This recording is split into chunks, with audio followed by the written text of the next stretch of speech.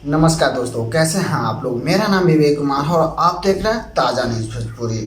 दोस्तों, आप सभी को बता दें, खेसारी लाल यादव का बहुत ही ज़बरदस्त गाना खेसारी लाल यादव के राइटर कृष्णा बेदर्दी के चैनल बोका म्यूजिक पे रिलीज हो रहा है, जिस गाना का टाइटल है राजा जी कछुआ में मरले बा पछुआ, जो कि कल सुबह 6:30 में रिलीज हो रहा है। दोस्तों, आप सभी को बता दें, इस गाना को लिखे हैं कृष्णा बेदर्दी, जो कि इस कंपनी का निर्माता भी है बोका म्यूजिक का, और म्यूजिक दिए हैं केशव स्टूडियो। दोस्तों, यह बहुत ही ज़बरदस्त गाना है, जो कि खेसारी टीम के कंपनी का है। कृष्णा बेदर्दी तो खेसारी टीम में ही है और खेसारी लाल यादव के राइटर है कृष्णा बेदर्दी।